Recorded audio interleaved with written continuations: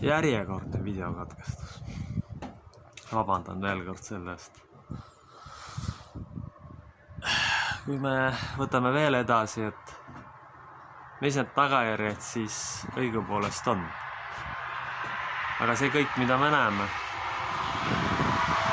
hunnik õnnetuid noori, kellel ei ole mitte mingisuguseid eeskujud, kes on desorienteeritud, kes on tegelikult rollinihkega, kes on õnnetud, kellega on lihtne manipuleerida ja tegelikult ütleme otse ja ausalt välja ära mürgitada ja nendest lahti saada, sellega varga rassi tuleb lihtsalt ära ehitada. Ja seda aitab kõik see isikute tõstmine kilbile, kes seal jumala eest ei tohiks olla, eriti sõna kuulutamisest vastutavaks isikust tõstmist sisuliselt, kes ühegi kristliku õpetuse järgi mitte kuidagi sinna ei sobi. Just see ongi see agenda, mille kaasa aidatakse, millega tegelikult tehakse karuteene kogu ühiskonnale ja millega naeruvääristatakse kogu kristlik kirik, kõik konfessioonid täielikult ära. Seal ei ole seda, et siin mitte mingit kahtlust jätab. Ja kõige hullem on selle juures, et jätakse enda arust varjatult. Nad teed alatult, silmakirjalikult ja argpükslikult ära põgenesest ja vastutusest kõrvale astudes. Selline inimene ei kõlba juhiks, kes seda teeb. See absoluutselt kohe mitte ei kõlba. Aga mida tahta rollinihkega isikust? Polegi midagi tahta. Ja ta ongi kellegile kasulik ja ta aitabki kellegi sellise tüübi võimule, kes aitab seda haiget agendat edasi ajada, kes aitab kogu tsivilisatsiooni julmalt põhja lihtsalt lasta, kes ei hooli mitte milleski muus kui oma leivatükist ja sellest, et saaks oma saatanlikele teenritele meele järgi olla. Sellise isikuga on meil tegemist. Selline isik peaks justkui vastutama inimestest, aga ta ei tee seda.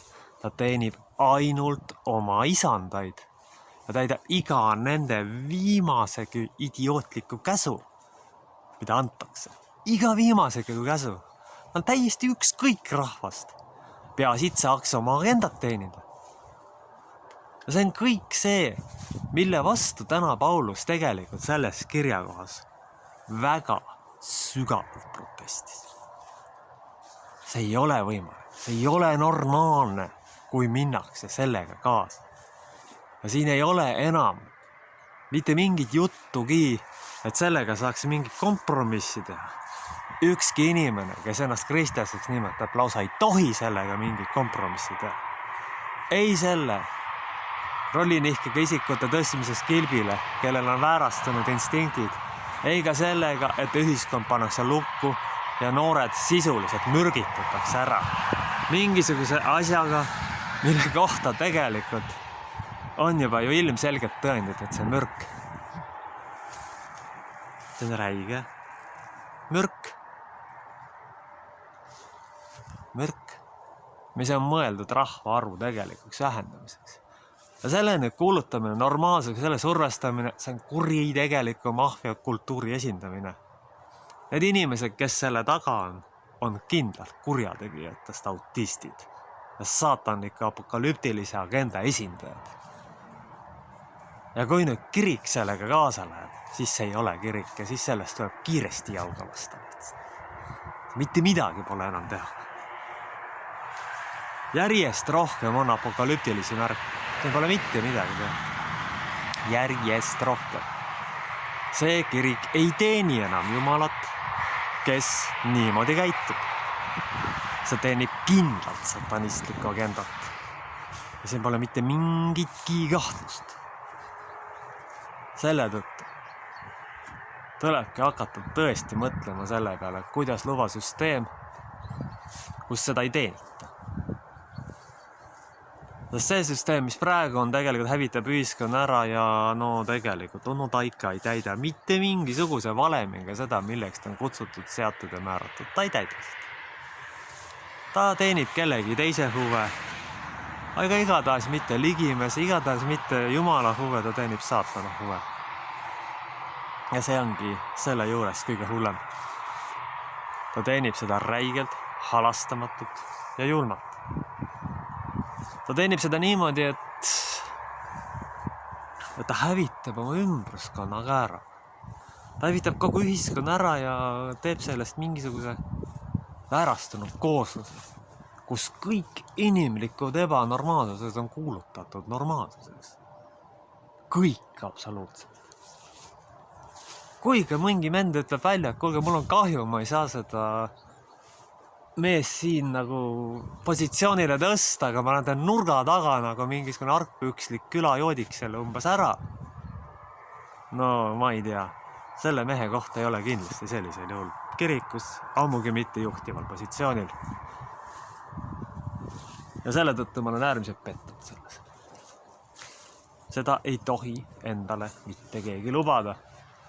Ja see üldse tahab ennast veel kuidagi jumala sulaseks nimetada.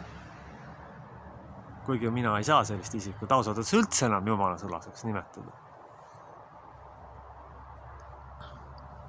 Me ei saa seda teha lihtsalt. See ei ole lihtsalt absoluutselt enam võimalik.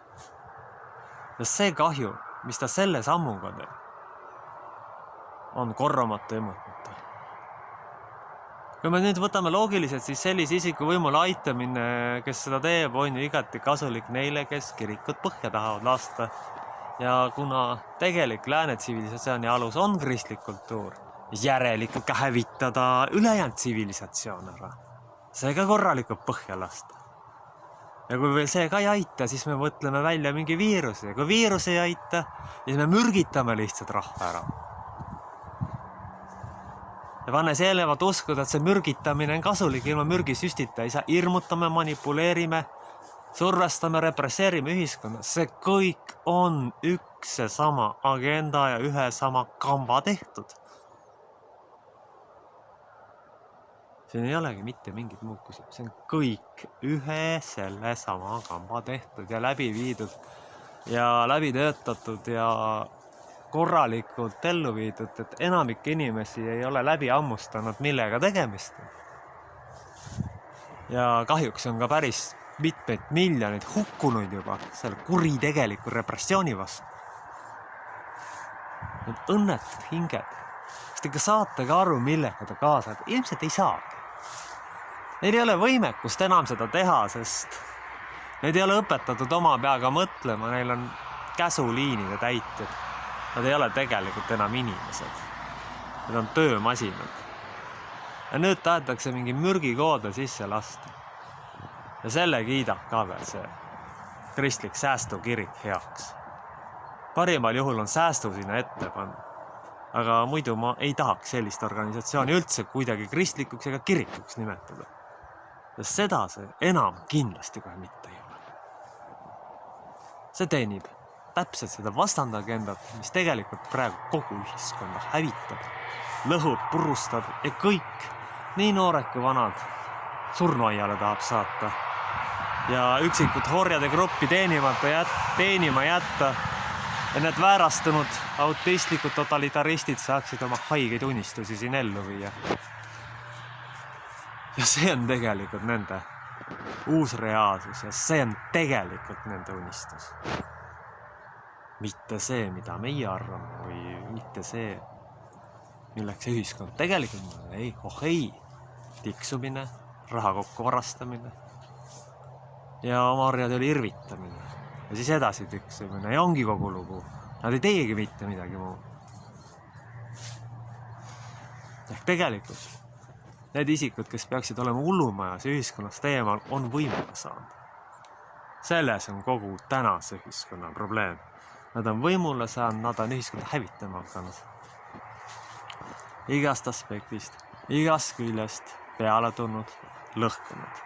Palun ärme laseme sellel sündida. Sest vastasel korral pole meil enam üldse mitte mingit tulevikku. Ja vastasel korral pole meil ühiskond ega midagi. Me laseme noored ära mürgitada, vanad ära mürgitada, töökohad ära võtta, lõpuks omandi ära võtta ja võõrad sisse tassida. Sest ega neile võõrastel ei lase keegi seda mürgivaktsiini sisse.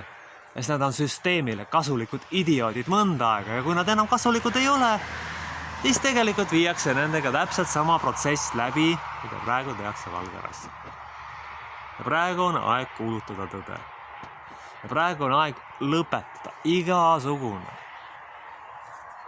globalistliku, terroristliku agenda teenimine kõikide kirikute poolt üle maailma ja kõikide inimeste poolt üle maailma ja sealt sellest õudusest välja astuda ja hakata ükskord ometi tõtt rääkima.